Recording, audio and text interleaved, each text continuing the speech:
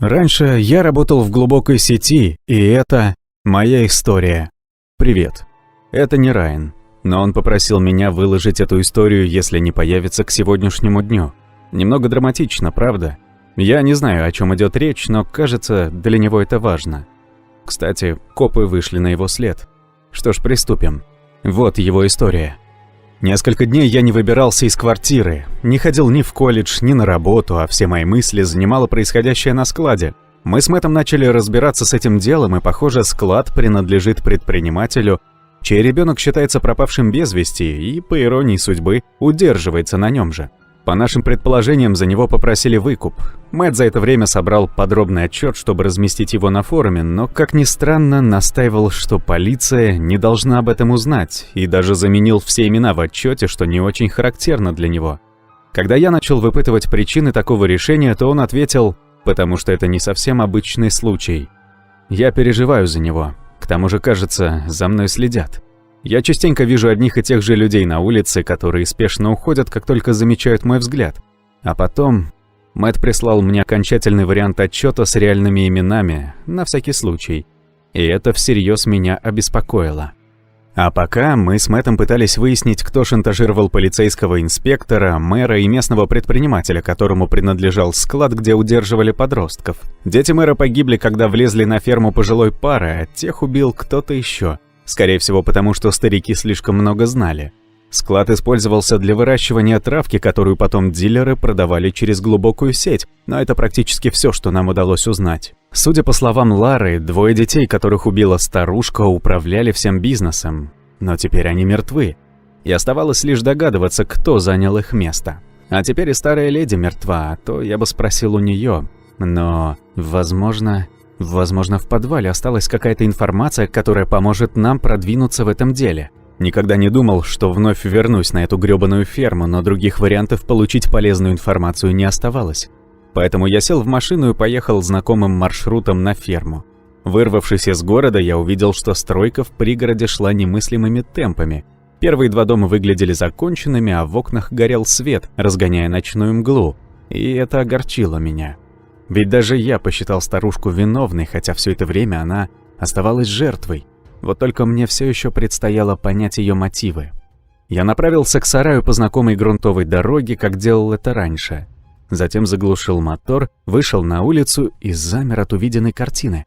Сарай выглядел так, будто в него кто-то влез. Двери оказались распахнуты и повсюду валялись вещи, и это совершенно мне не нравилось. Я осторожно подкрался к двери и попытался рассмотреть, что происходило внутри около люка, ведущего в подвал. До меня донеслись приглушенные голоса.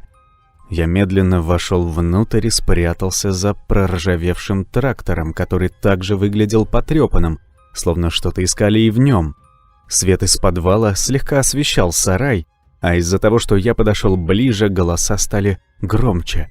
Я опустился на корточки и пробрался к люку, после чего аккуратно заглянул внутрь. И тут же заметил какое-то движение. Предстояло как-то вытащить их оттуда. И вдруг мне пришла мысль, что в доме может находиться электрический щиток, с помощью которого я смогу отключить свет в сарае. Нехотя я медленно отполз от люка и отправился к ферме. Я выбрал тот же маршрут, что мы использовали с Джейкобом, когда устанавливали камеры. По спине тут же пробежал озноб от воспоминания, что старушка мертва. И ее муж тоже. Безумно жаль его, ведь он показался мне вполне милым. Только настоящий джентльмен предлагает гостю попить из настоящего фарфора. Добравшись до живой изгороди, я перепрыгнул через нее. Ферма выглядела ужасно. Пожар, якобы возникший из-за взрыва, уничтожил 2-й этаж и оставил обгорелые пятна на фасаде. Я подошел к задней двери и дернул ее. За ней оказалась полицейская лента. Поднырнув под нее, я оказался на кухне фермерского дома. Я попал на место преступления. Теперь я стоял там, где боялся оказаться больше всего, и это было по меньшей мере жутко. В гостиной, что виднелось из кухни, обвалился потолок, перекрывая проход. Но среди обломков стоял большой сейф для оружия. Его тоже оклеили скотчем. Судя по всему, полицейские пытались вскрыть его, но у них ничего не вышло, а значит, и мне не стоит пытаться.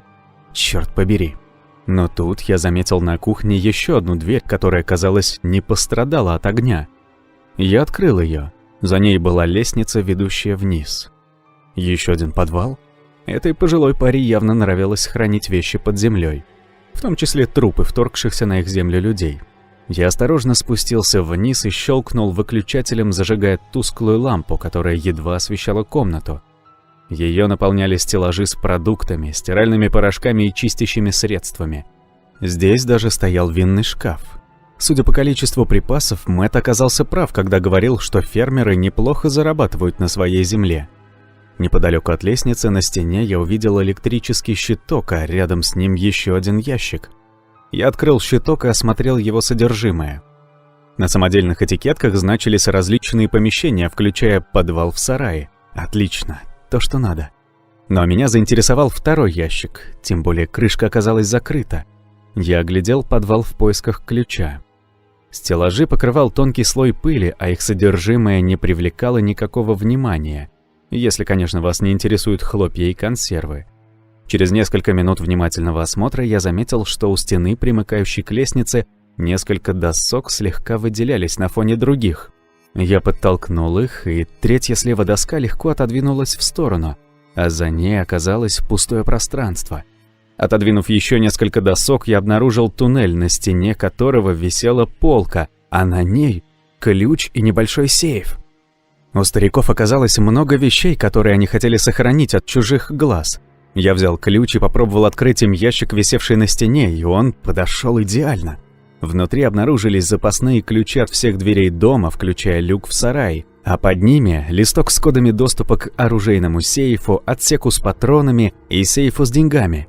И если первые два — это просто набор цифр, то к последнему кодам значились день рождения папы и 50-летие их совместной жизни. Это показалось мне невероятно трогательным и печальным. Они прожили вместе 50 лет. Невероятно огорчало, что в конце жизни они вляпались в такое дерьмо. Я взял запасной ключ от люка и листок с кодами, а затем поднялся по лестнице. То, что я собирался сделать, было незаконно и меня слегка потряхивало, но люди, шарящие в подвале, могли быть вооружены, и мне не хотелось рисковать. К тому же, если бы на месте преступления не оказалось оружия, старушку не смогли бы обвинить в убийстве.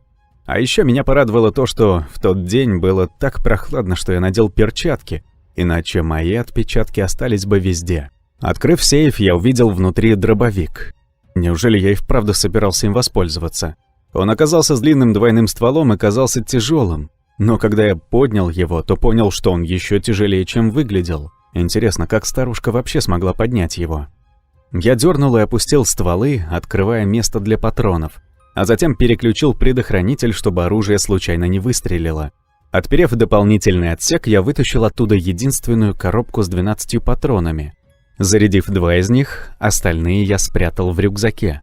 После этого запер сейф, подхватил дробовик и отнес листок в ящик в подвале, а ключ положил на полку в туннеле за досками. Но я не спешил выбираться оттуда.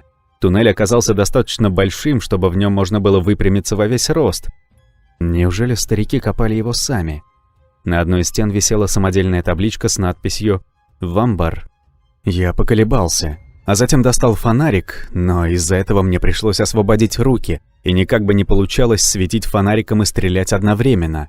Но идти туда без оружия мне не хотелось, и тут я вспомнил про гараж. Наверняка в нем хранилась всякая всячина, может, мне удастся найти там какие-нибудь веревки или проволоку. Я неохотно оставил дробовик в туннеле, поднялся по лестнице, вышел из дома и направился к гаражу, вспоминая, как прятался там еще совсем недавно. И тут заметил, что датчик, который я устанавливал, стоит там до сих пор. Интересно, а она записывала что-то? Мне очень хотелось в это верить, но оказалось, батарея давно сдохла. Я спрятал датчик в рюкзак, надеясь, что смогу зарядить его, когда вернусь домой. Порывшись на полках, я отыскал несколько стяжек, а затем осторожно пробрался в подвал и закрепил фонарик на стволе дробовика. Быстро подбежав к щитку, я выключил автомат с надписью «Подвал в сарае» и направился по туннелю. Я не сомневался, что люди, находящиеся там, не обнаружили его, иначе не стали бы взламывать люк. Дрожа от холода, я пробирался вперед, держа дробовик перед собой и сняв его с предохранителя. Наконец, передо мной оказалась дверь, а в нос ударил гнилостный запах, от которого тут же подступила тошнота. Я открыл ее и увидел... Боже, мне становится плохо от одного воспоминания об этом. В ванне лежали разлагающиеся тела 2 подростков. Это самое ужасное из всего, что мне довелось видеть за всю свою жизнь. Борясь с тошнотой, я открыл еще одну дверь, ведущую из комнаты, и оказался в маленьком помещении, в котором мы уже бывали с Джейкобом. Я повернулся к верстаку, жалея о том, что не могу отсоединить фонарик от дробовика, потому что приходилось вращать стволом, чтобы осветить пространство. Вытащив один из ящиков, я поставил его на столешницу и обнаружил внутри несколько перевязанных папок. На каждой из них значилось чье-то имя, по одной на каждого из влиятельных лиц и их детей. Я схватил папки и переложил их в рюкзак, надеясь посмотреть их дома вместе с фотографиями доски с заметками. Но тут над головой вспыхнула лампа. Копавшиеся здесь люди нашли электрический щиток и включили автомат. Я огляделся по сторонам и заметил канистры с бензином. Зловоние трупов перекрывало запах горючего. Из туннеля послышались крики, но я не собирался позволять этим людям добраться до информации. Поэтому поднялся по лестнице и прицелился из дробовика, а затем выстрелил. Патрон с грохотом вырвался из ствола, пробил канистру, воспламеняя бензин. Отдача оказалась такой сильной, что я упал на задницу, но тут же вскочил на ноги и побежал к своей машине. Забросив дробовик на заднее сиденье, я завел мотор, чтобы убраться оттуда ко всем чертям. А когда оглянулся назад, то увидел, что огонь уже перекинулся на сарай. Мне показалось символичным, что теперь это место сгорало в пламени. Вернувшись домой, я тщательно осмотрел датчик и нашел там карту памяти, которую тут же подключил к ноутбуку. На ней оказалось множество видеофайлов с временными метками вместо названий.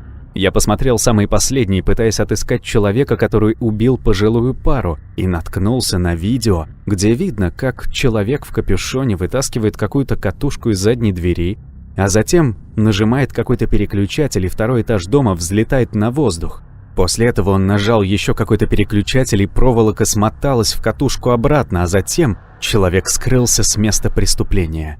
Теперь у меня появились доказательства, что стариков убили. Осталось лишь разгадать, кто за этим стоит. Я посмотрел папки старушки. Во всех из них хранилась тщательная информация о жизни всех участвующих в деле людей вплоть до того дня, когда на ее ферму заявились подростки. Не стану вдаваться в подробности, но оказалось, что предприниматель сотрудничал с детьми мэра, пока те не вторглись на ферму и старушка не убила их. И доказательства этого находились у меня в руках.